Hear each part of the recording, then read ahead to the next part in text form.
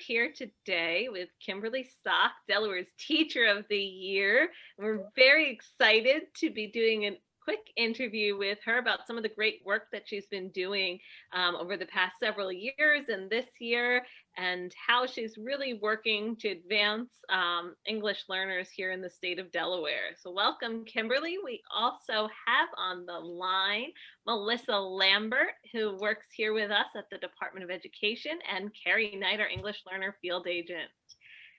Thank you, Kimberly, for joining. I'm going to have Carrie kick us off with the first question. One of our guiding principles is rigorous grade level opportunities to learn, meaning all educators integrate language and literacy development across all disciplines. One of the indicators of our guiding principles is to engage students in grade level text and in opportunities that are modeled and scaffolded to really support our students' learners' independent use of academic language. What goes into your planning process as you think about ways that you can be responsive to your learners in both content and language development? Thank you, Carrie, and thank you for having me.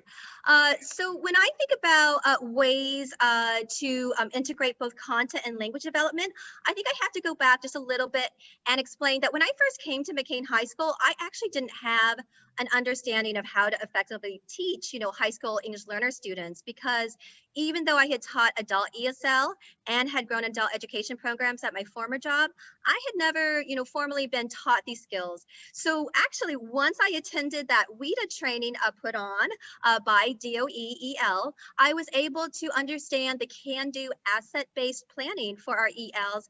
And I really learned at the time what the model performance indicators, or now we're calling language content standards, were. And really what those content language standards are is that it's really just when every teacher should be doing for our ELs. It's really just adding language goals with your content, and then also deciding which supports might be necessary, that what you might need in order for your ELs to achieve your content and your language goals.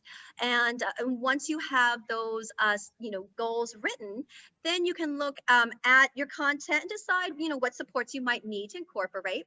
And it's not impossible to teach grade level content to our ELs, and that's something that I just really want to stress to everybody. So a couple of questions that I ask myself when planning is that if students are newcomers, what is their reading ability? Can the material be chunked? Is there additional supporting material that I can give them in their native language, like a video or a summary?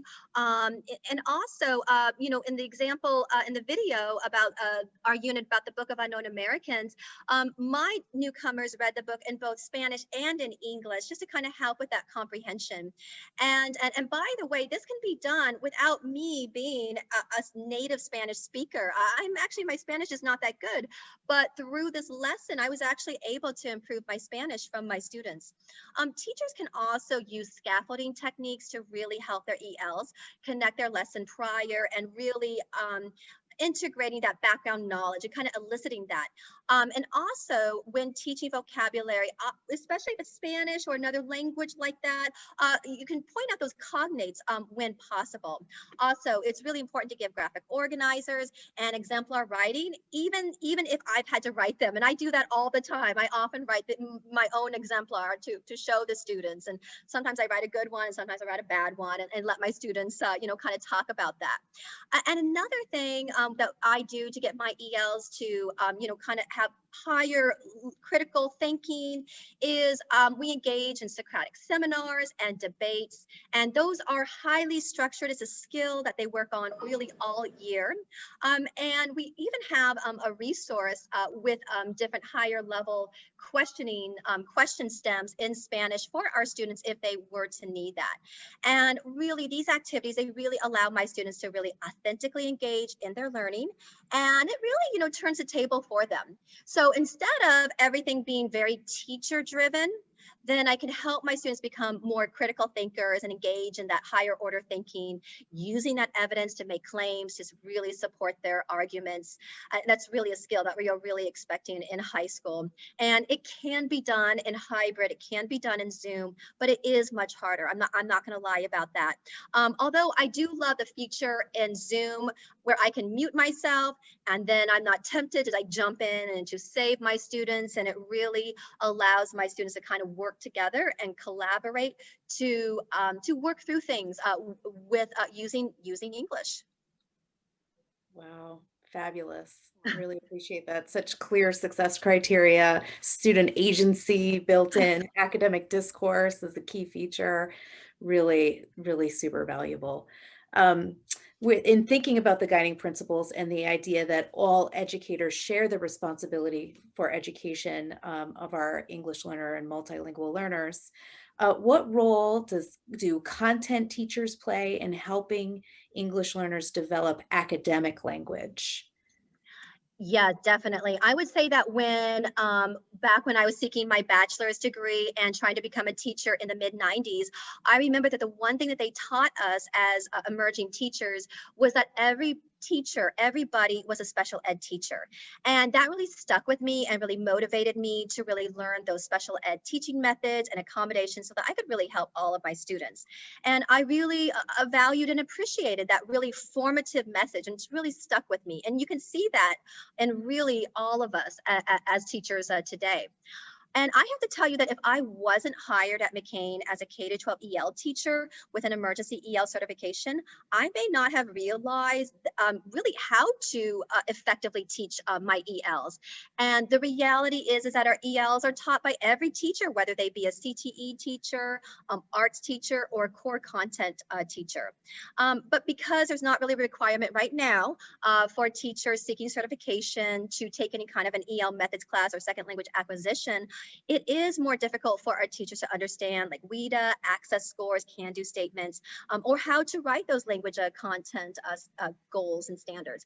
But despite this fact, good teachers, and I see them every day, they really try their hardest to help our ELs because they know that that they need that. Just like every teacher is a special ed teacher, every teacher is really an EL teacher. And I can tell you that the content teachers I know, they really help our ELs by really partnering with us as EL teachers to really write those content and language goals. I love your point that all teachers truly are teachers of English learners. One of the guiding principles in Delaware is asset-based and culturally relevant. All educators design culturally and linguistically responsive learning environments that draw on student language and cultural assets. The Department of Education EL department is working to shift educator mindset. What are some ways to help ensure educators are drawing on the assets, both cultural and linguistic, of learners in their classroom?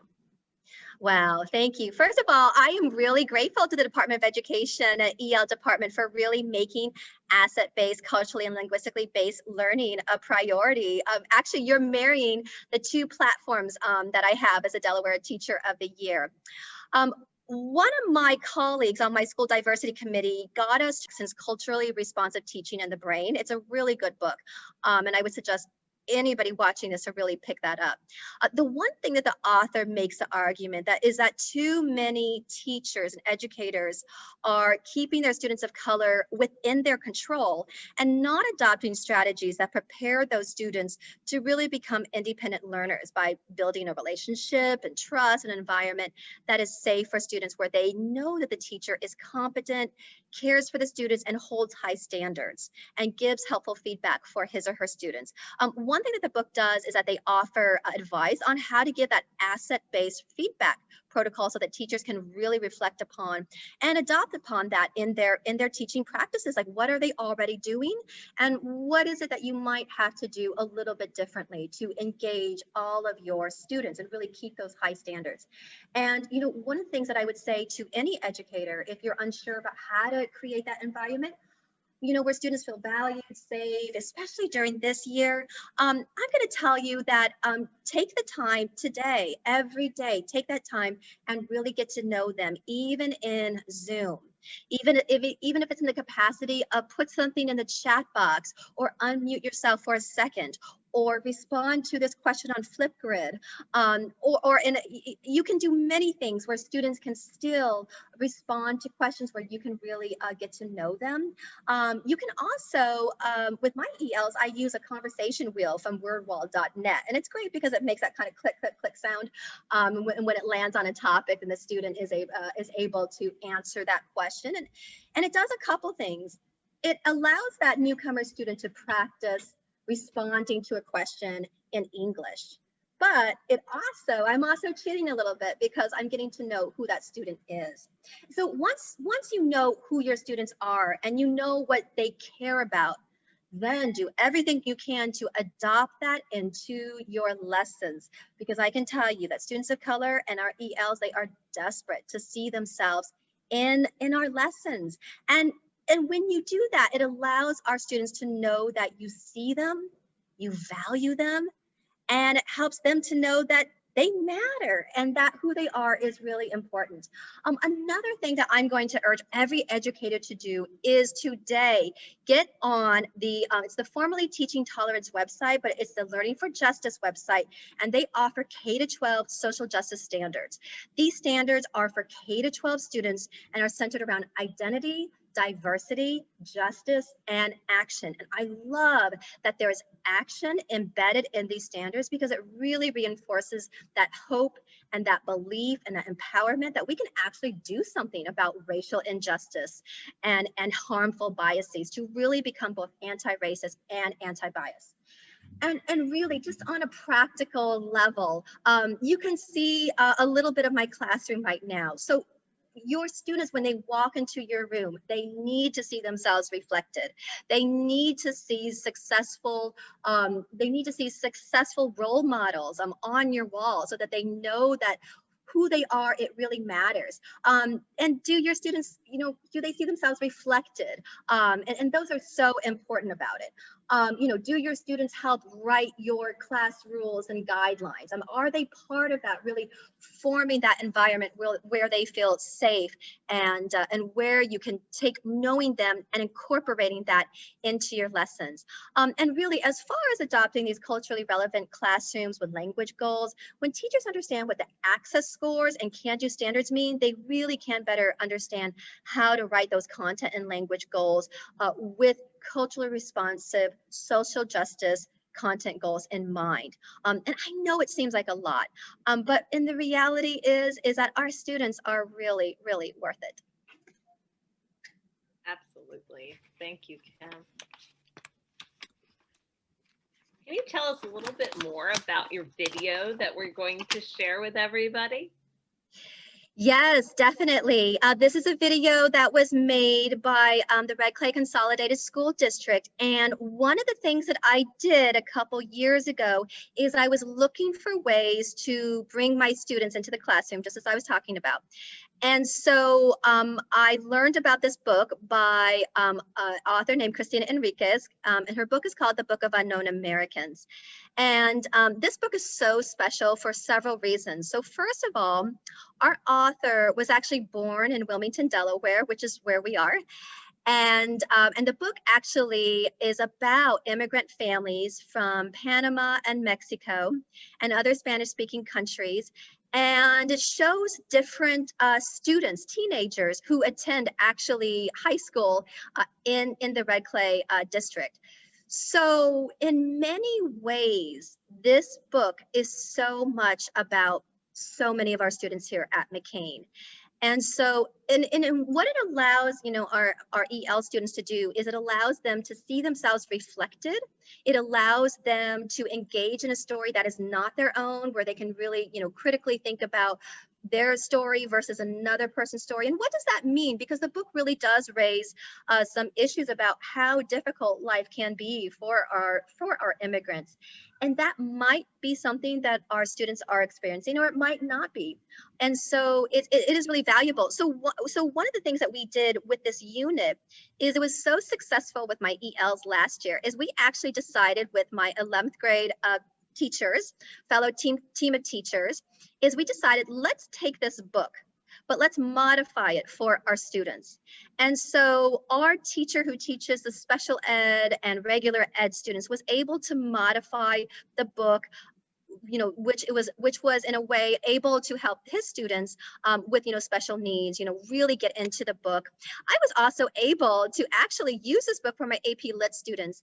And I can tell you that every single one of my students in that book, you know, when they read that book in my class, they were just so amazed. And many of them actually said to the author in their letters, I actually don't like to read, but I loved this book. This is my favorite book I have read in high school. And so I think that when you see in the video, it's really just going to show you everything that I've been talking about today, that when you bring in culturally relevant material, when you are using scaffolding, the appropriate scaffolding for your ELs, and making modifications and accommodations for whoever your students are, it's a win. It's a win not only for teachers and not only for the school, but I think the video will show you that it's actually, more importantly, a win for your students. That's amazing. Thank you so much, Kim, for sharing your great insights and the great work that you're doing with all of us and with all the Delaware educators that are here joining us today. We're so inspired and excited that we have a Delaware Teacher of the Year representing English learners and really taking the time to think about how important our students truly are. So thank you so much for taking time out of your very busy schedule to share with us and enlighten all of us on some of the great things that are going on in our schools. Maria, Carrie, Melissa, it was a pleasure. Thank you so much. It was my honor. Thank you.